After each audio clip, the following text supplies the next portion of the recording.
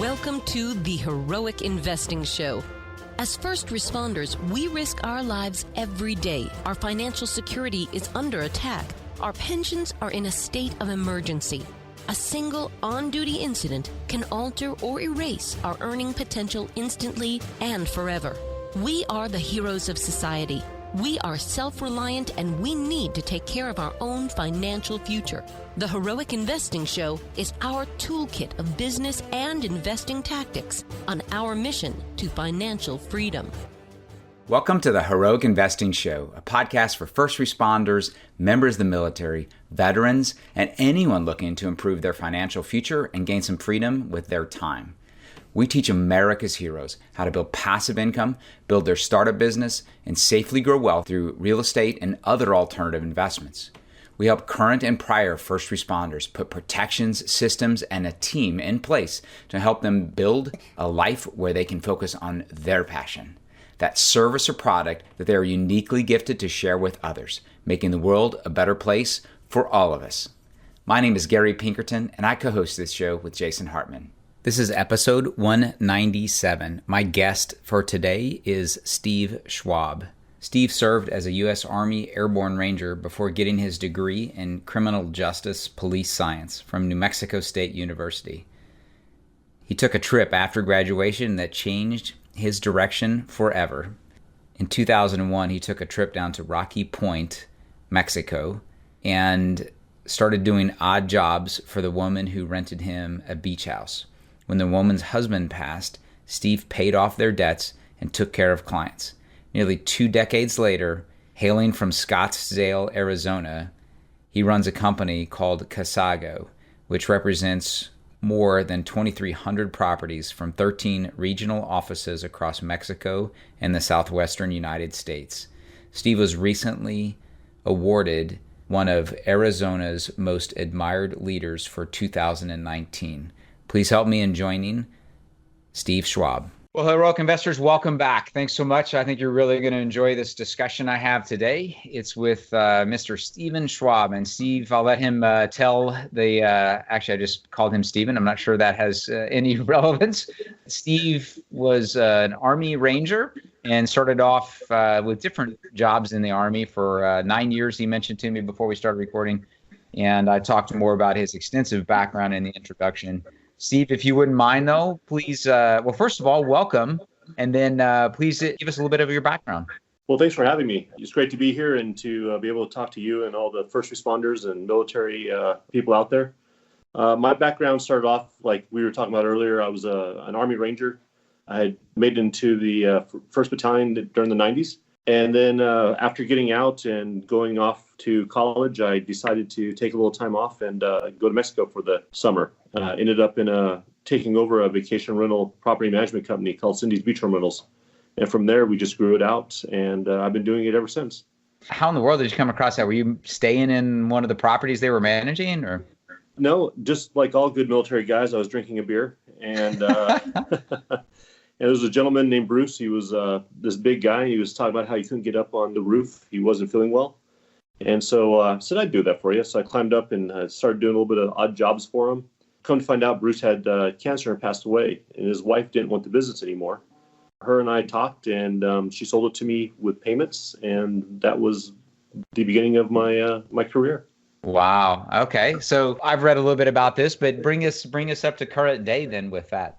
Okay, well, yeah, since that time, I started off with just a few properties, a handful of properties, and, you know, the hard work and discipline that I'd come to learn through the military really served me in the civilian world. And it wasn't necessarily that I was smarter than anybody else. I just tended to work harder.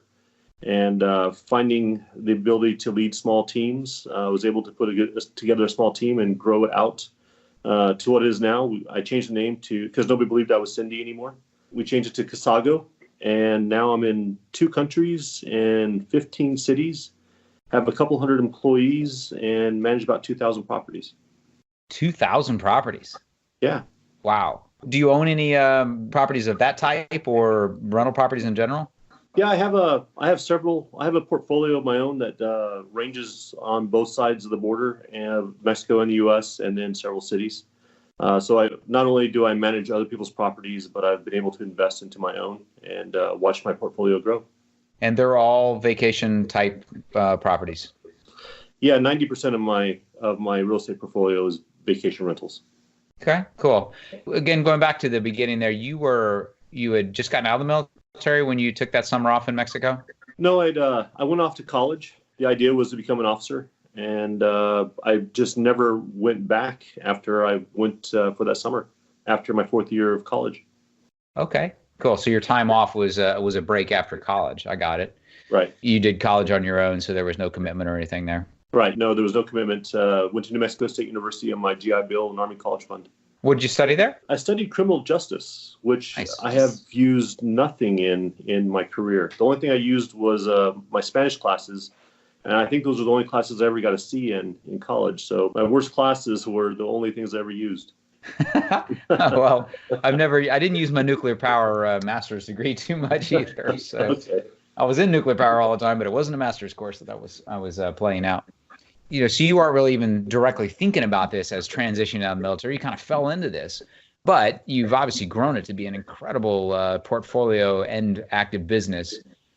As you're considering, who's listening here, who the audience is, people who are really considering pretty strongly to make the same kind of a leap. Any advice for these guys? Well, when it comes to making that leap into your own business, I know there's sometimes.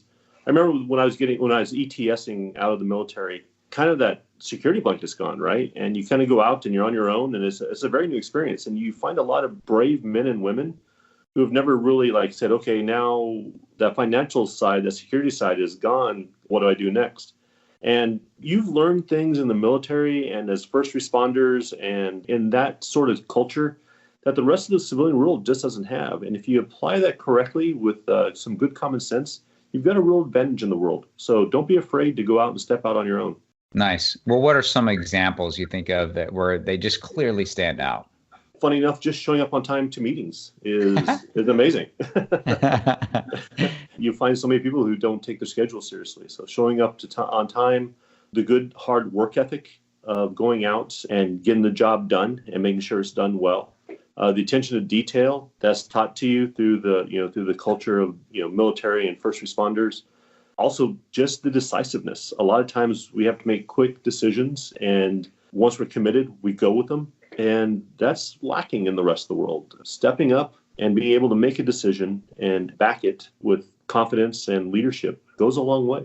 And then we all have watched leaders that we love and that we didn't love so much. And it's a high intensity situation to be part of this culture and experience those sort of situations. And it becomes a learning ground for leadership of how to take care of your team and how not to take care of your team. I always say that some of my best leadership skills come from the people who I would never be leaders, who I'd never replicate their leadership style. It teaches you things as a young person that the rest of the world just doesn't get. And you're going to have those with you for the rest of your life. You don't even know what you're learning when you're in those situations. Yeah, that's great advice. That is awesome. I was just interviewing another gentleman recently, and he's basically a corporate coach. So he goes in and helps organizations get more efficient. And he said, I feel like I'm, I don't think he said chief because, actually he was a Navy pilot. I feel like I'm the chief, just telling the new young guys who just showed up some of the really, really basic stuff. Like, it's helpful when everyone shows up, Right. Some of the very, very basic stuff that you just mentioned that the members of the military really have as a leg up. So I don't really know that I have a lot of listeners that have a lot of trepidation about being able to succeed out in the real world. I mean, I know that's out there. I've heard of that. I just don't have a lot of statistics on what percentage of the people listening to this are that worried about it. But any of them that are, I'm completely in agreement with you. They should just table that in the back. I mean, don't go in cocky. Like, there's definitely some corporate knowledge. There's some things about how life operates in the corporate world or in the real world that is different than what we did. And you can certainly mess up by going in just assuming that it's, another day in the military. But gosh, it should not be a confidence issue. Right. I agree with you 100%. So how big is your organization? Obviously fairly decent size with 2,000 units. Yeah, a little over 200 direct employees, and then we have a lot of secondary, employees and vendors that we work with. Okay. And so you list your stuff on several different websites, I'm sure, VRBO and Airbnb and things like that, right? Yeah, so on a side business, we couldn't find a way to list our properties on all these different channels and operate the company the way we thought it should. So me and one of my competitors started a software company, and the software company distributes that onto about over 200 different channels. So it's not just my website, but it's also these other 200, VRBO, HomeAway, Booking.com. So if you book on one, it automatically blocks them on the other, real-time bookings. That's a whole side business. But yeah, we do it. We advertise on all of them. So I have a short-term rental, vacation rental, I guess, on St. Augustine Beach in Florida, and I think my manager right now is doing a tremendous job, but I think she's doing them all manually. Wow. It kept showing in the calendar that it was an owner hold for owner's use, and finally I was like, why do you have that down there for like 3 weeks over the next 2 months? I'm not planning to use this property. And she said, oh, no, well, that's because Airbnb, I want to say it is, doesn't share with the others or something like that. So she has to manually do, I don't remember what it was, but it sounds like she's not using your software. I'll send her my way. Okay. Love to do that. Okay. So we talked about, kind of the transition out of the military. You're obviously using some skills of a manager of a very large organization. What role do you feel? I mean, I realize you're the owner of the company. Do you feel like a CEO role? Are you daily involved in operations? I'm just transitioning now into really trying to get away from operations. I've hired a chief operations officer, trying to move more into that CEO role where I've been kind of doing both. When you grow something, it's always really hard to let go of those details because, that trust factor. So selecting the right person was important. But now I'm moving on to hopefully fulfilling my role that I should be doing as a CEO. And are you looking to expand the business, or what's the CEO's got for vision here? It's really stepping out and being able to be the face of the company instead of being internally looking at the day-to-day, why was this broken or what happened here? Sure. Being able to go out and put that forward-facing presentation on to grow the company. Cool. So I did my due diligence of stalking you. And on your website, I noticed that you're predominantly in Mexico and the western, side of the U.S., a little bit there in Arizona. Nothing on the East Coast, or at least nothing I saw. Is that intentional? Is that helpful? Is it more efficient doing it that way? The center of gravity for me was a little town called Puerto Penasco. That's where I got my start. So I've grown out from there. And I think it really comes down to just proximity. Okay. Trying to operate something in Florida, when we are only on the western side of the United States would be difficult, right? So we're taking steps to grow outward geographically as we find the right opportunities in the right cities. We plan on growing out throughout the entire United States. I'm looking to go to 40 cities with controlled growth and no venture capital. There again, making sure that we have operational control and proximity to the cities that we're working in is important to us. So when you talk to people about, hey, how is, I'm sure you get the question often, how is it different having a short-term rental in my portfolio than an annual rental or a long-term residential rental property? Well, how do you address that, or what are kind of the bigger points? There's some important things to know when you're getting into the vacation rental world or the short-term property world. First of all, if you're counting on the rental income to make the mortgage, you're going to have to plan ahead because there's a reason why they call it seasonal rentals, because there's a good season and there's a not so good season. And so ensuring that your seasonality income isn't going to affect your ability to keep up with your payments is first one of the most important things to look at. So cash flow is key. Make sure that the local ordinances, the city and county are friendly to short-term rentals is important. For instance, in Santa Barbara, they said, okay, from now on, no rentals less than 30 days. So there was a lot of people who bought very expensive homes there, planning on doing 2 and 3 night rentals, and suddenly they had to change their plans. So making sure those ordinances are important. Make sure that you're buying in a property, if it has an HOA, check those CC&Rs and make sure that those CC&Rs don't restrict your ability to do vacation rentals in the way that you see fit. Very important there. But those are some things to think about. Also think about the length of season. There's some places that have very long seasons and some places that have very short seasons. Making sure that, if you have a longer season and a higher average daily rate, it's going to have a lot better income. So checking those sort of things is important. Yeah, very good. Very good advice. I learned that my first few months, the first one that you mentioned about having a little bit larger contingency and a little bit larger bank account in that property. I mean, ours opened up in high season. And so for like 6 or 7 months, man, it was just rocking. I was like, gosh, why didn't I do this before? This cash flow is amazing. Right. But now I'm like, I think I need to put some of that money back in that I took out. Yeah. Make sure to budget accordingly. So it's important. Right. Yeah, those are great points. Okay, so let's think about what would you say are benefits for somebody who's been following the traditional path of, let's say, putting their money in the thrift savings plan or 401k or typical 403b kind of government plan for the first responders.